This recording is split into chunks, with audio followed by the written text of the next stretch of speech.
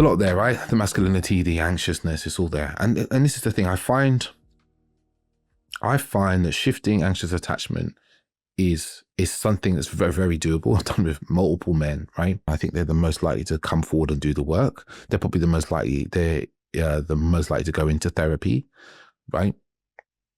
They're also probably the most likely to be to feel quite nervous about doing those things, but they will do it because the drive in them, the desire for closeness and connection, is very powerful, right? Really, really important.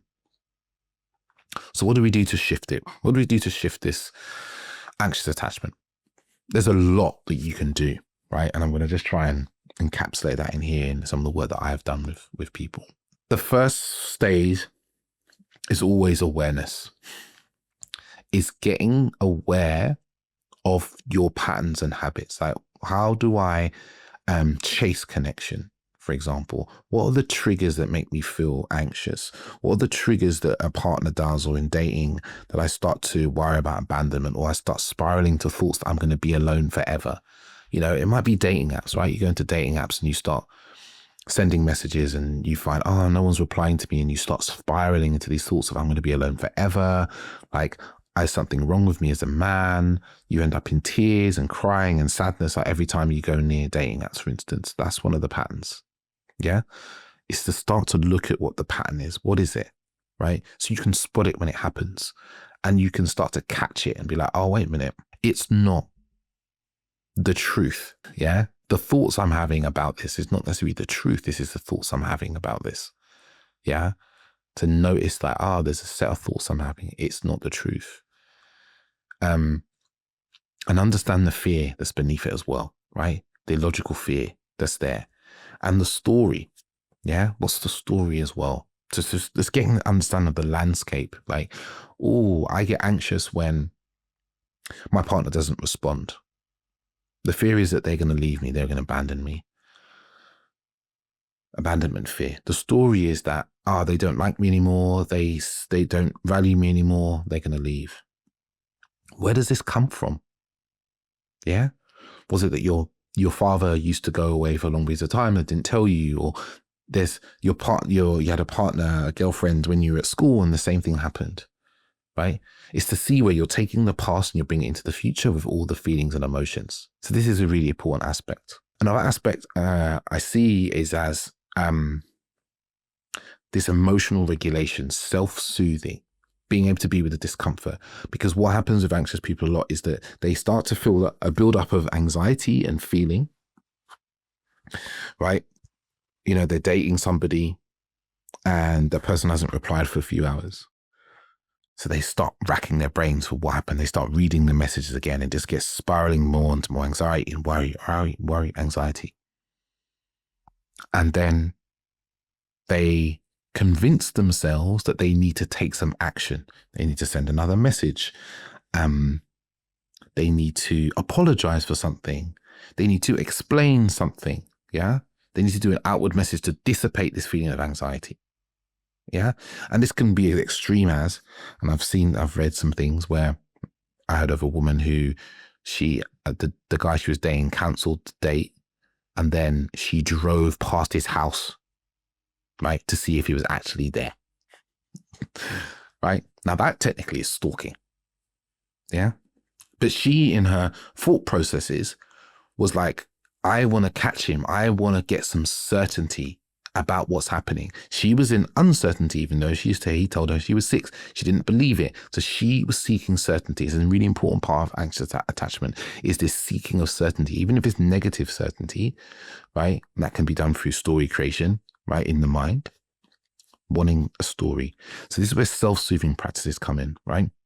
This can be things like breath work. This can be things like journaling, right? This is coming back to self. Instead of reaching the energy out, oh, I'm hooked into what my partner's doing or the person I'm dating or why this person hasn't replied to me on a dating app. Bringing that energy back to yourself and going, I'm okay. Am I as I am? This situation doesn't, dictate my life.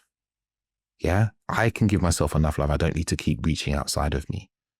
This is a really important aspect of that when I work with men, is teaching them practices to stop being like octopuses, use a phrase of someone inside a program I'm in currently. I'm trying to like flail around to get energy. Is actually to bring those arms back in and wrap them around yourself. Really important part. Like shifting this inner dialogue that you're having about yourself, and there's something wrong with you and you've done something wrong and all these things, this spiraling of thoughts, and coming back to grounded presence. Yeah. And this is kind of connected to the next piece, which is self-esteem work. Some really important self-esteem work has to happen with anxious people because they're seeking their validation externally. They're waiting for everybody around them, not everybody, but a lot of people around them, the people they love, the people they are wanting to get attention from, to validate who they are, right? So the self-esteem work here is self-validation, yeah? Creating the capacity to trust yourself and your decisions, not second guess the choices you're making all the time, or to be trying to work out how you can configure yourself to be acceptable to other people, right? It's self-esteem work. It's self-leadership work as well. Yeah. It's learning to lead your own life and understand what it is that you want, the values that you hold. Yeah. And sticking to those, even when the people you meet that you care about or you fancy or whatever aren't that way inclined. And the self-esteem work is really important because if as an anxious person, you don't take care of your self-esteem, you're outsourcing your self-esteem to other people. You're outsourcing your self-esteem to the women that you meet. And you're always polling. If you're a tech person, you understand this is like a constant checking to be like, am I worthy? Am I worthy? Am I worthy? Am I lovable? Am I lovable? Am I lovable? And each time you're asking that question internally, checking, you've forgotten about all the previous answers. Even if it's been a yes 100 times, when there's a no, so they don't reply to you fast enough, right? Or they cancel a date, that no spins you into the feeling of into abandonment.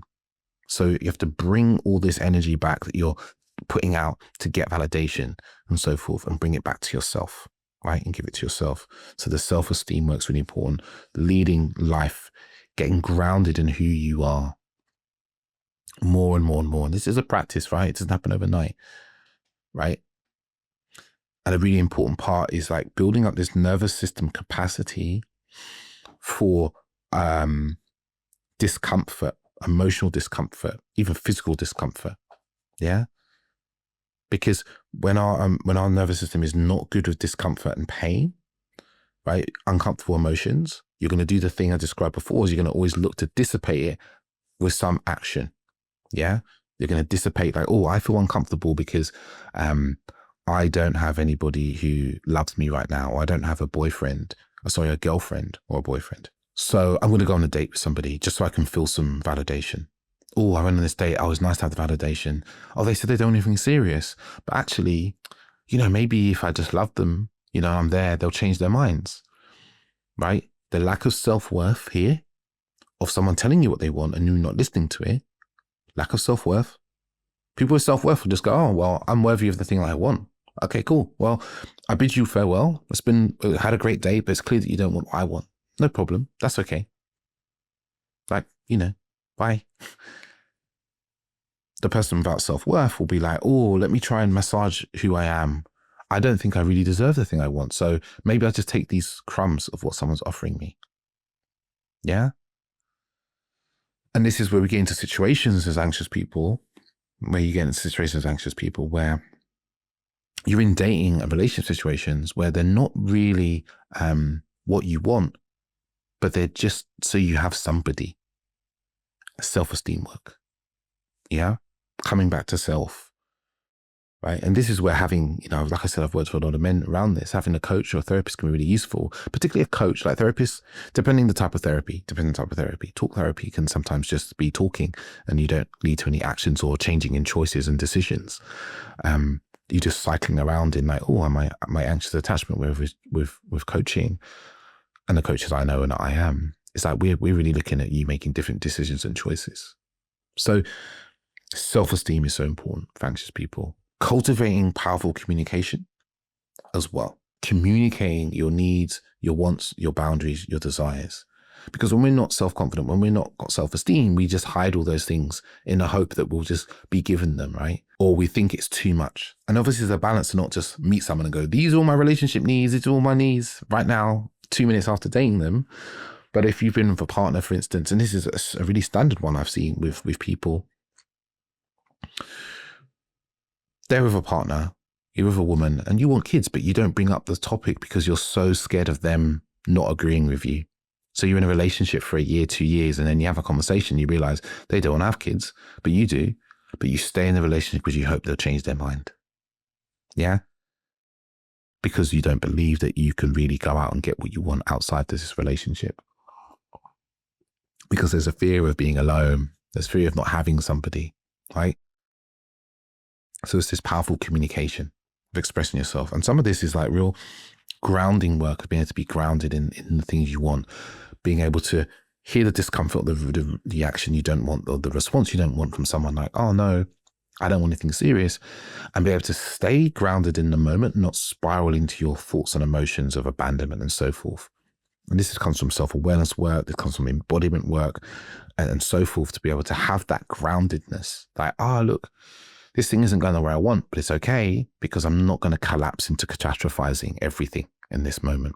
And then some of the work around shifting this is also around boundaries. Sorry, I was going to say non-romantic relationships, but I'm going to talk about boundaries first. Communication and boundaries go together quite closely, but it's like cultivating and holding your own boundaries, yourself first. Yeah, learning that. Like, okay, I'm not going to go and drink tonight. Cool, I don't drink. Right? Something like that. Or, certain boundaries inside of dating, for instance. It might be not sleeping with somebody until, you've had a certain number of dates. If you're a woman listening to this, you might be like, oh, that doesn't happen to guys. It does. Some guys feel exactly the same way. They go on a few dates with a woman, they have sex, and then the woman doesn't want to see them again. Yeah. So it's like having that boundary, or, the boundary around, okay, they haven't replied to me, but my boundary is I'm not just going to sit here catastrophizing about why they haven't replied. I'm going to take some time and I'm going to go away and I'm going to do something for me. Yeah. The boundary with self, really important. And then there's the boundaries of others, holding your boundaries, expressing them, but also holding them as well. This is a really, really important thing for anxious people, is they don't hold their boundaries. Yeah, they don't hold their boundaries. And I think another piece around for healing anxious attachment is also around emotional containment, because anxious people often learn to spewing emotions constantly out to other people, particularly in relationship and in dating and so forth. And it's learning to, like, again, it's like hold containment of just like, oh, I can be with my emotions. I don't always need to find somebody to tell everything that I'm feeling or tell everything that's going on for me so that I can work everything out, or to validate my story, or tell me that I'm okay. I can do that for myself. I can do my emotional processing with myself. This doesn't mean that you don't talk to anybody about how you feel and blah, blah, blah. But it's like, if 90% of the time you're always going out to other people and being like, oh my God, this thing happened to me. What do you think? What do you think I should do? What do you think I should say? And and all that. It's like bringing that down to, say, 20% and seeing how that feels. Because it's also how you build self-trust. You start processing your own emotions. You start making your own decisions from what you want. And then your decisions get better when you trust yourself. They might not immediately, because you start to build up this like information bank of experience of me making choices and them going well or badly. And you start to decide on what needs to be done next based on the experiences you've had. Yeah. Really important, making those choices in yourself, and sort of outsourcing all these choices and decisions, particularly going to friends. I'm really anti going to your friends for dating and relationship advice all the time, right? For people in general, because most people's friends, if you're single, often most of your friends are single. Yeah. And this is the key, is like, if you've got people around you who are like, don't like women, they're angry at women, or want to say shit at dating, shit at relationships, bad communication, untrustworthy, whatever it is, taking dating advice from them can be an absolute minefield. So just being mindful of that. If you've got people in your life who are having really healthy relationships, yeah, who are date from a really healthy place, obviously quite secure, like taking some relationship advice from them, okay. But like, if they have the same car crash relationships and anxious relationships or seriously avoidant relationships as opposite of you, right? Be really mindful. I think sometimes for anxious people, it can be really good to have an avoidant friend to ask things to understand there's like a middle ground between the two of them. I think it can be really good and in the same way for avoidant people to have an anxious friend to help them move to get perspective on some of their behavior. I think it can be really useful. And I've seen it in my own friendships as well, right? But it's like, be really mindful who you're seeking advice from when it comes to friendships and relationships. Have that be a boundary. Maybe you don't always talk to these people about your relationship constantly. Another piece is to start to create safe relationships, like in your friendships. Yeah, safe relationship in your friendships, not just romantic partners. Not always looking for romantic partners to give you that. So it's like learning to communicate clearly, learning to put boundaries in place, learning to say no, to say yes when you want to stop your people pleasing, all these things. Because there's times where inside relations, particularly people pleasing, where there's this feeling of guilt, like, oh, if I don't say yes to them, I'm a bad person, or what are they going to think of me, where we're projecting. Yeah. It's seeing where we're doing this projecting inside of relationships, romantic relationships, but also inside of friendships. You can say yes to you. You don't have to please everybody. It doesn't work. Yeah. This is one of the kind of hallmarks of anxious attachment, this feeling that I have to please everybody, this kind of nice guy syndrome, per se. But it's like you can say yes to you and you do the things that you want to do.